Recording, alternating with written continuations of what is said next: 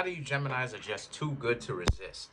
You have the star card right here, okay? Star card, the three of cups, and then you have the six of wands. You Geminis have been encountering, right, people on dates that find you very attractive. So attractive, in fact, to the point where it may seem like that's the only thing that they like about you, right, is your body. And the six of wands. A lot of you Geminis had to walk away from that. Like, okay, that's cool that they find you attractive and all of that, but if that's the only thing that they find attractive, what would be the point of you sticking around? What would be the point of you staying there, right? So the Ten of Cups represents, you know, you want someone to show you a legitimate reason why you should stick around. And they haven't necessarily given you one. So guess what? When they show you that they don't really have a reason for you to stick around, if they're only going to be fetishizing you, right? You just look great to them, and they just want to mess on you, if you know what I mean. When you realize that that's what it is that they want, I'm just seeing that a lot of you Geminis walked away from them. And then you have the Magician, which represents Gemini, right? Mercury, as well as Virgo, right? So for you Geminis, this is you can tell when somebody is only interested in you for your body. But when it comes to the love scenario, you'll know because the two of you actually see things eye to eye. You'll have some things in common with one another. You know, the person actually has a certain level of patience. You know, it's not just about them looking at you Geminis for only your body and that's it. And you Geminis are only worth that. They're not even listening to anything that you're saying. And especially when you Geminis like somebody, y'all are going to talk a lot. But it's not even about talking per se. It's about the substance of what you talk about. Because a lot of the times when you Geminis just talk, you could honestly, it depends on what it is that you're talking about. If you talking about, you know, you don't have a problem talking, but like if you talking about somebody, or excuse me, something trivial, something unimportant, you probably don't really like the person like that, you know, or see them like that, you know. But when you meet someone that you do like and you're getting along with them and things are going great, you'll talk about all types of freaky stuff, aliens, comic books, whatever. And you'll, like I said, you'll let the people that get that part of you, right, see. You'll let the people who get that part of you see that you're a dork. You're an anime freak just like a lot of other people are. Where do you think the dyed hair and stuff like this come from?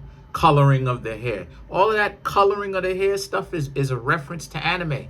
That's why I'm saying everybody at some point in their life, regardless of whether it is that you know it or not, has seen anime or watched some sort of cartoon in their life that inspired them. That's what all of these hairstyles and all of this stuff, all of that stuff is references from anime references. Everybody watches cartoons or anime or both or one or the other, you know. But a lot of people, you don't get a chance to actually show people that because they're here with it. They're here with it. They over here simping. They're over here with the with the Voss, with the, you know, trying to, yes, okay, Gemini, I'll do whatever you want me to. Oh, okay. All right. Okay. And, right. Meanwhile, they're just looking for something casual. But if they were to get the casual, you would never hear from them again. Or maybe you do hear from them again, but it's only about them trying to, you know, they become addicted to it. It's only about trying to have access to you as much as they can.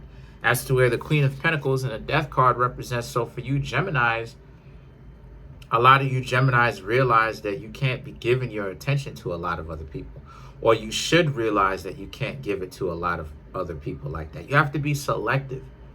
about whom you spend your time with, because you don't want to end up wasting your time on people that's supposed to be obvious that you're not supposed to hang around with, right? So the Ace of Cups now represents, so you're still continuing to get to know new people. The Sun, right, and the World represents the tools that you need to use.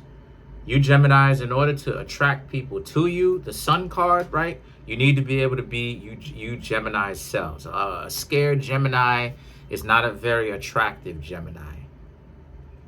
A quiet Gemini is not a very attractive Gemini. Well, that's not necessarily true. Look, a scared, let me take that back. I take that back. A scared Gemini is not a very attractive Gemini.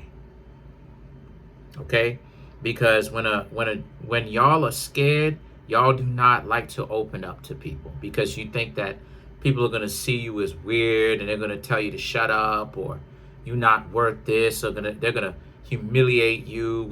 When people who really respect you see you as a more well-rounded living being, other than just a fine body. And a lot of you Geminis are fine. Believe me.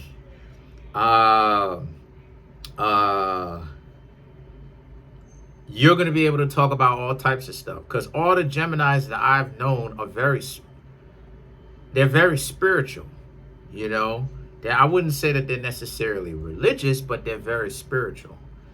So you have to learn to be your magnetic self, right? Your electromagnetic self. What got people to come over to talk to you in the first place, right? Even when it comes to approaching, you can still be electromagnetic, in a sense of you can approach somebody and people will be gravitating towards you, even though you're the one that's doing the approaching.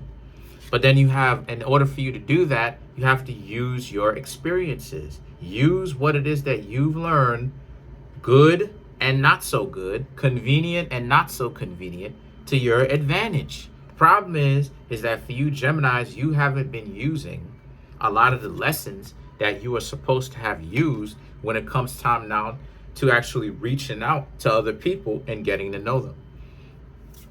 You've been thinking that your intellect should attract people, and you got to understand that a lot of people are dumbed down. They only would see your body.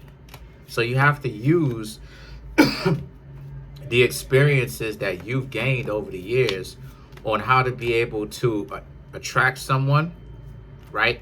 Get someone's interest, and also learn to actually vet them. See what type of mentality that they have before you spend too much time, right, wasting your effort on an individual that didn't respect your efforts and respect you.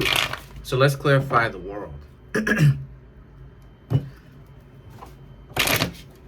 So to clarify the world, we have the Seven of Cups, Seven of Swords, the Queen of Swords, and then we have the Chariot. To clarify the world. World is Capricorn, Chariot is Cancer, Crabs. So a lot of manifestation. Yeah, the Seven of Cups, the Eight of Swords, Seven of Cups, Seven of Swords. Stay away from the people who are giving you obvious red flags. Drinking problems, smoking problems. They may like a little bit too much green. People who are vatoed up, gangstered up. All of those type of people. Unless that's the type of quality of the people that you like, stay away from those type of people. Just, gangstered up, they got that hood swag to them, just a little bit too much. And watch out for those, obvious signs, the Queen of Swords and the Chariot. And watch out if a person is, reluctant to get to know you. Maybe they not be, hooded up, gangstered up, but at the same time, if they may be a little bit too hesitant to get to know you, then you may want to watch out for that. The Chariot, which is a good sign, okay? The Chariot, which is a good sign, means that you could be in a situation where When you see someone is ready and willing to open up to you, talk to you, go talk to those people. That means that that's a good sign. You can continue to talk to them again. So that's what it is that I have for you, Gemini. Try that. Uh-oh.